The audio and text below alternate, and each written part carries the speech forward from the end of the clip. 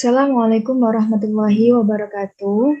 Kami dari kelompok yang akan mempresentasikan materi tentang ERP atau Enterprise Resource Planning. Oke, sebelum lebih jauh, kami akan memperkenalkan kelompok kami. Yang pertama, ada Sri Nadine Santoso dengan NPM 1905, Ella Fitriani dengan NPM 19012, Siti Sofia Maisaro NPM 19034, saya sendiri Husnul Fatimah NPM 19070, dan Adila Nuraini dengan NPM 2002. Oke, sebelum kita mempelajari lebih jauh, kita harus mengetahui terlebih dahulu apa yang dimaksud dengan ERP. Oke, ERP atau Enterprise Resource Planning itu tidak dapat diartikan hanya dengan menerjemahkan dari kepanjangannya saja. Kata planning dan research itu bukanlah inti dari ERP, akan tetapi terletak pada kata enterprise dan merupakan inti sebenarnya dari istilah ERP. ERP sendiri yaitu menyatukan seluruh departemen dan fungsi yang ada pada sebuah perusahaan ke dalam sebuah sistem komputer terpadu yang dapat mengakomodasi seluruh kebutuhan spesifik dari departemen yang ada, dari departemen yang berbeda. Sistem inilah yang harus dapat memenuhi semua kebutuhan departemen dan mereduksi pekerjaan-pekerjaan manual yang ada. Contoh dalam sebuah kasus penjualan. Sistem ERP ini tidak menangani proses penjualan di sisi depan, akan tetapi lebih pada bagaimana menangani suatu order dan memberikan suatu solusi untuk mempermudah alur proses penyelesaian suatu order yang melalui berbagai tahapan. Oke, selanjutnya modul-modul dalam sistem ERP. Sedikitnya ada 2 sumber daya di dalam perusahaan yang perlu dikelola secara benar. Inilah mengapa perangkat lunak ERP kebanyakan mempunyai beberapa modul utama sebagai berikut. Yang pertama ada financial. Terdiri dari beberapa subbab lagi. Yang pertama ada FI atau financial accounting. Nah, FI ini digunakan sebagai parameter untuk perhitungan keuntungan, mengukur kinerja keuangan dengan berbasis pada data transaksi. Modul FI juga menyediakan data yang dapat digunakan sebagai alat audit dalam laporan keuangan. Yang kedua, ada CO Controlling.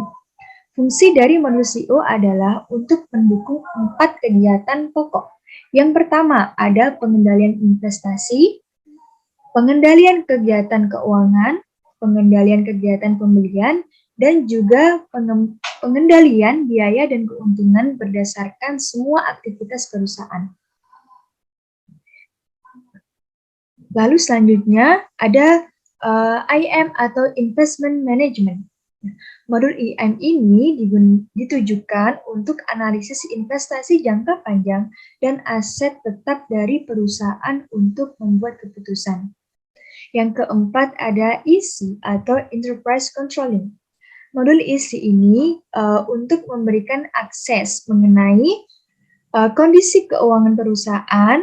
Yang kedua, hasil dari perencanaan dan pengendalian perusahaan, pengembangan investasi, pemeliharaan aset-aset yang dimiliki, dan juga pengembangan SDM atau sumber daya manusia perusahaan. Lalu yang kedua ada Distribution and Manufacturing. Dibagi menjadi beberapa bagian lagi. Yang pertama ada LE atau Logistics Execution. Modul ini merupakan modul yang terkait dengan modul-modul lain seperti modul PP, EC, SD, MM, PM, QM. Modul ini fokus pada pengaturan logistik dari pembelian hingga distribusi. Lalu yang kedua ada SD atau Sales Distribution. Modul ini ditekankan pada penggunaan strategi penjualan yang mampu mengantisipasi perubahan pasar. Prioritas utama dari penggunaan modul ini adalah untuk membuat struktur data yang mampu merekam, menganalisis, dan mengontrol aktivitas untuk memberikan kepuasan kepada pelanggan, dan menghasilkan keuntungan yang layak dalam periode akuntansi yang akan datang. Lalu yang ketiga ada MM atau Materials Management. Fungsi utama dari modul MM ini adalah untuk membantu manajemen dalam aktivitas sehari-hari dalam tipe bisnis apapun yang memerlukan konsumsi material, termasuk energi dan pelayanan.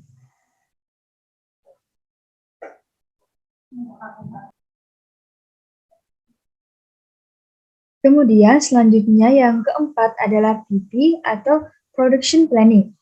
Modul PP ini berfungsi dalam merencanakan dan mengendalikan jalannya material sampai kepada proses pengiriman produk. Yang kelima ada PM atau Plant Maintenance. Modul PM ini berfungsi untuk mendukung dan mengontrol pemeliharaan peralatan, mengatur data perawatan, dan mengintegrasikan data komponen peralatan dengan aktivitas operasional yang sedang berjalan. Kemudian selanjutnya akan dijelaskan oleh rekan saya. Untuk modul-modul dalam sistem ERP selanjutnya ada PS atau Project System. Modul PS dikonsentrasikan untuk mendukung kegiatan berikut ini. Yang pertama ada perencanaan terhadap waktu dan nilai. Yang kedua perencanaan detail dengan menggunakan perencanaan cost element atau unit cost. Dan menetapkan waktu kritis, pendeskripsian aktivitas dan penjadwalan, lalu ada koordinasi dari sumber daya melalui otomasi permintaan material, manajemen dan kapasitas material serta sumber daya manusia, lalu untuk pemantauan terhadap material, kapasitas dan dana selama proyek berjalan, serta untuk penutupan proyek dengan analisis hasil dan perbaikan. Lalu Human Resources sendiri berfungsi untuk memudahkan melaksanakan manajemen yang efektif dan tepat waktu terhadap gaji, benefit dan biaya yang berkaitan dengan sumber daya manusia di perusahaan, lalu melindungi data personalia dari pihak luar, dan membangun sistem perekrutan, serta pembangunan sumber daya manusia yang efisien melalui manajemen karir. Selanjutnya ada konsep dasar dalam ERP. Sistem ERP adalah sebuah terminologi yang diberikan kepada sistem informasi yang mendukung transaksi atau operasi sehari-hari dalam pengelolaan sumber daya perusahaan. Sumber daya perusahaan sendiri itu meliputi dana, manusia, mesin, suku cadang, waktu, material, serta kapasitas. Berikut untuk gambaran dari ilustrasi sistem ERP. Pada bagian tengah terdapat central database, pada bagian kiri ada customer, dan bagian kanannya ada suppliers. Masing-masing pada bagian atas sendiri, bagian kiri ada front office, dan bagian kanannya ada back office. Lalu selanjutnya ada arsitektur ERP. Sistem ERP sekarang ini banyak menganut sistem arsitektur 3-tier atau lebih. Dalam sistem arsitektur 3-tier, user interface berjalan di klien. Yang pertama ada presentation layer terdiri dari graphical user interface atau GUI atau browser untuk memasukkan data atau mengakses fungsi sistem. Lalu application layer berfungsi sebagai aturan bisnis, logika fungsi, dan program yang menerima atau mengirim dari atau ke server database. Lalu database layer berfungsi untuk memanajemen transaksi data termasuk pula metadatanya. Berikut gambaran dari arsitektur ERP.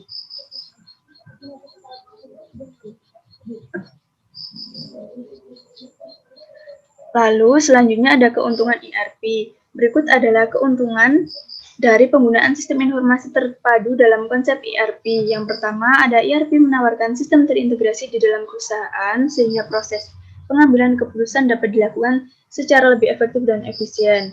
ERP juga memungkinkan melakukan integrasi secara global. Halangan yang tadinya berupa perbedaan valuta, perbedaan bahasa, dan perbedaan budaya dapat dijembatani secara otomatis sehingga data dapat diintegrasikan dan dapat mengurangi halangan-halangan tersebut. Lalu, ERP tidak hanya memadukan data dan orang, tetapi juga menghilangkan kebutuhan pemutahiran dan sinkronisasi banyak sistem komputer yang terpisah. Selanjutnya, ERP memungkinkan manajemen mengolah operasi, tidak hanya sekedar memonitor saja. Dengan ERP, manajemen tidak hanya mampu menjawab pertanyaan bagaimana keadaan kita, tetapi lebih ke menjawab pertanyaan yaitu apa yang kita kerjakan untuk menjadi lebih baik. Lalu, ERP dapat membantu melancarkan pelaksanaan manajemen supply chain dengan kemampuan memadukannya. Selanjutnya, ada pertimbangan dalam memilih perangkat lunak ERP. Dalam memilih perangkat lunak ERP itu tidak semata-mata hanya memandang pada harganya, tapi ada beberapa faktor lain yang harus dipertimbangkan, yaitu diantaranya berapa besar ukuran volume transaksi atau proses bisnis di dalam organisasi yang akan dijalankan yang berkaitan mengenai proses otomasi ini. Karena semakin besar dan semakin kompleks suatu proses bisnis, maka perangkat lunak sistem ERP yang digunakan juga harus semakin besar. Dan selanjutnya untuk pengalaman vendor atau developer. Dalam implementasi dengan perusahaan yang pernah punya proses bisnis yang sama, itu sangat penting. Referensi dari pihak vendor untuk perusahaan yang punya proses bisnis yang sama dapat digunakan sebagai pembanding. Ini menjadi bagian sangat penting dalam implementasi ERP, yaitu investasi tidak akan kembali dalam waktu yang cepat, sehingga jangan sampai untuk menyesal di kemudian hari. Jadi dalam memilih perangkat lunak untuk sistem ERP harus benar-benar diperhatikan dengan baik. Lalu yang ketiga, tidak selalu vendor atau developer besar merupakan jaminan bahwa produk dan delivery pasti bagus. Namun yang paling penting adalah kemampuan vendor atau developer itu mengenal proses bisnis, ketajaman dalam pendefinisian proyek, dan juga mengenal titik-titik kritis saat implementasi. Pada kebanyakan proyek, 50% kontribusi kegagalan justru datang pada saat perencanaan yang seringkali disebabkan oleh kegagalan untuk mendefinisikan project scope. Lalu yang keempat, selain ketiga hal yang sebelumnya, ada hal yang terakhir yang perlu dipertimbangkan, yaitu dukungan teknis dari perangkat lunak itu sendiri. Sejatinya, sebuah perangkat lunak haruslah mempunyai skalabilitas dan kontinuitas support yang baik. Pada kebanyakan vendor atau developer, kegagalannya adalah pada sisi ini. Untuk itu, perlu sekali dalam kontrak pemeliharaan dicantumkan klausul penalti apabila terjadi kegagalan support. Tentunya, lingkup support itu sendiri perlu didefinisikan dengan jelas dan tegas.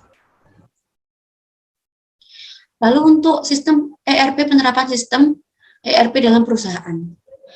Yang pertama, melakukan instalasi aplikasi ERP secara langsung dan penyeluruh. Perusahaan mengganti sistem lama dengan sistem ERP. Cara ini tentu juga mengandung risiko, seperti kesiapan perusahaan dengan sistem yang baru. Apakah sumber daya yang ada di dalamnya sudah siap untuk mengoperasionalkan sistem ERP atau belum? Lalu yang kedua, melakukan strategi Francis. Cara ini dilakukan dengan cara mengimplementasikan beberapa sistem ERP yang berbeda pada setiap unit bisnis pada perusahaan. Semua sistem ini juga saling terhubung dengan modul-modul yang umum seperti modul keuangan. Implementasi biasanya fokus pada satu unit dahulu yang dijadikan pilot project.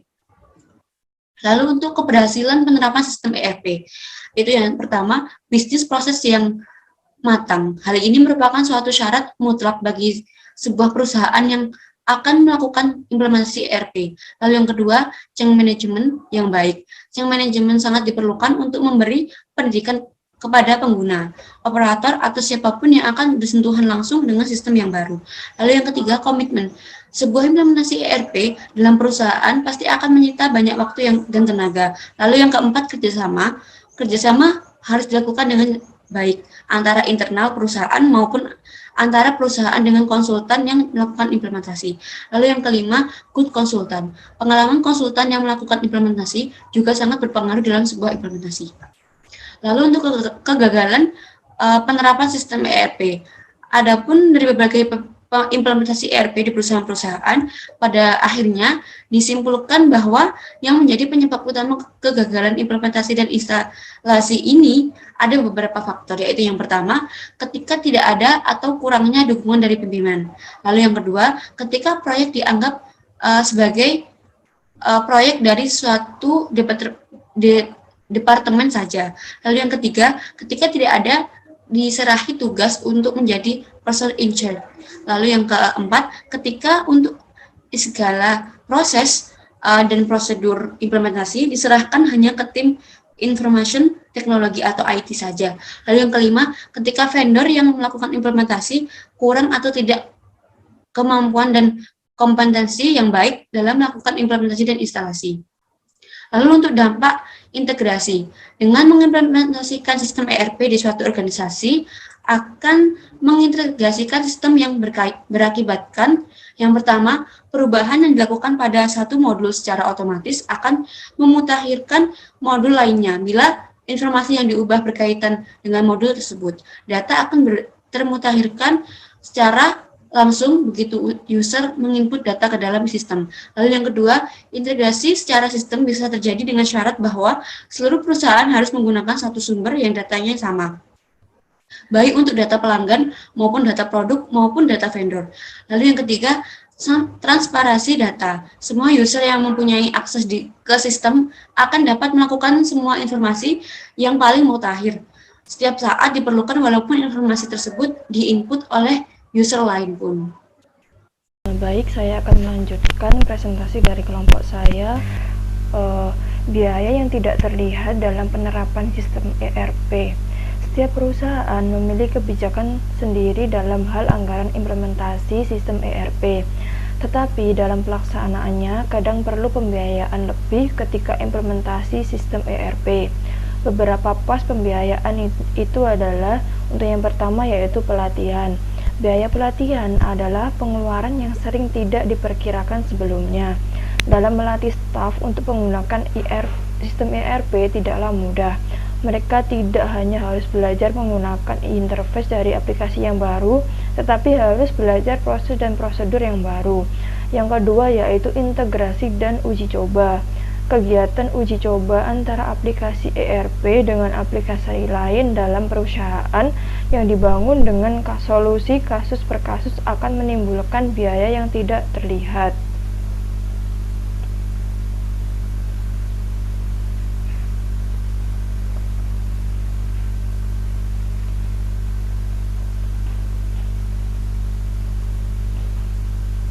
Lalu yang ketiga yaitu kustomisasi.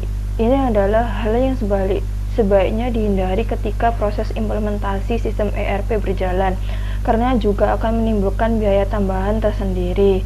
Untuk yang keempat yaitu konversi data. Dalam implementasi sistem ERP, hal ini akan menimbulkan biaya tersendiri, di mana semua data lama harus dimigrasi ke sistem ERP. Lalu yang kelima yaitu analisis data. Terkadang data dari sistem ERP harus dibandingkan dengan data eksternal dari sistem lain demi kepentingan analisis data. Lalu ada tahap awal penerapan ERP. Untuk tahap yang pertama yaitu tahap studi kelayakan. Untuk tahap yang kedua yaitu tahap mapping pelaksanaan. Dan untuk yang ketiga yaitu tahap pelaksanaan. Dan yang terakhir yaitu tahap evaluasi. Lalu ada informasi mengenai penerapan ERP pada tiap-tiap bagian. Yang pertama yaitu penerapan ERP bagian General Manager.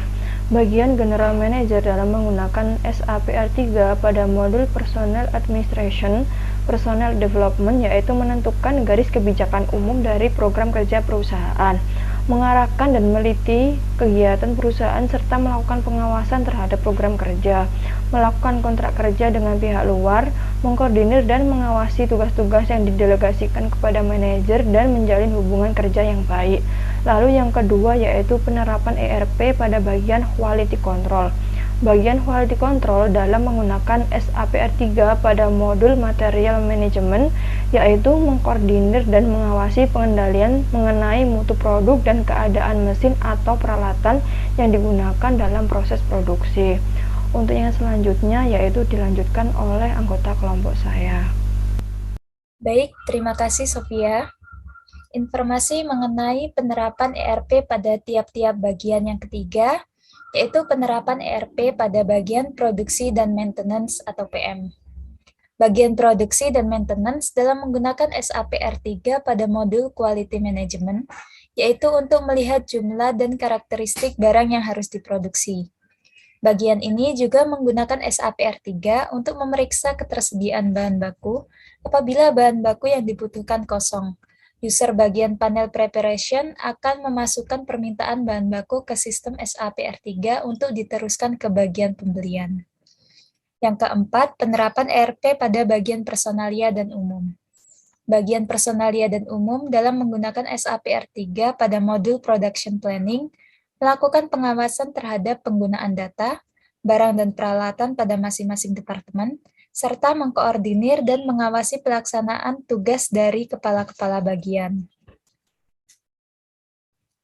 Yang kelima, penerapan ERP pada bagian accounting dan finance.